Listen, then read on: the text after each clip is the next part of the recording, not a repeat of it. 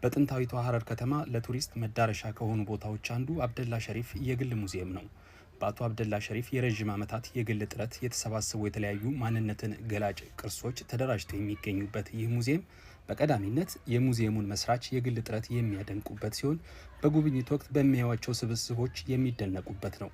ሰሞኑን ወደዚያው ሄደን በሸሪፍ የግል ሙዚየም ስለሚገኙ ቅርሶች ከሚገልጸው ኤልያስ ጋር ቆይታ አድርገን የነበረ ሲሆን በቆይታችን የተመለከትናቸውን በወፍ በረር እናስቃኛቸዋለን።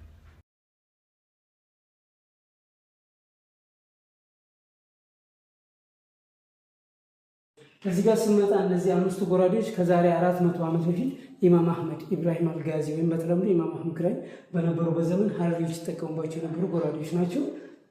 እዚህ ሶስቱ ጋር ደግሞ ስንመጣ የመጀመሪያው ጎራዴ የአጼ ዮሐንስ ነው። ዮሐንስ አራተኛው ትግራይ። መሀል ላይ ያለችው ቀጭኗ ጎራዴ የአጼ ቴዎድሮስ ነው።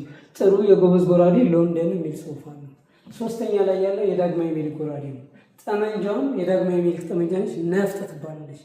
ከላይ ያሉት ሃይማኖታዊ የመዝሙር መጽሐፎች ወይም ዚክር መንዙማ የምንላቸው የእጅ ጽሑፍ መጽሐፎች። ይሄ ፊደሉ አረብኛ ሲሆን ቋንቋ ኦሮምኛ ከዛሬ 300 ዓመት በፊት የተጻፈ እዚሁ ሐረር ላይ። ከታች ስመጣ እንደዛም የክርስቲያን የብራና የእጅ ጽሑፍ መጽሐፎች ነው። ከዛሬ 350 ዓመት በፊት ናቸው። ብራናዎች ናቸው። ይሄኛው ቅዱስ ቁርአን ማውጫ ነው። ከዛሬ 400 ዓመት በፊት የተጻፈ ነው። ፊደሉ 28 ነው። 28 ፊደል ስንት ጊዜ ቁርአን ውስጥ መጻፍ ይሳተላል። ሐረር ላይ የሴት ሊቆች ነበሩ፣ ቁርአን በእጃቸው ይጽፉ የነበሩ። ይሄ በእናቶች የተጻፈ ከዛሬ 250 ዓመት በፊት።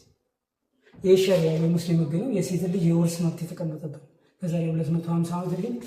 የአስትሮኖሚ ከዛሬ 350 ዓመት በፊት።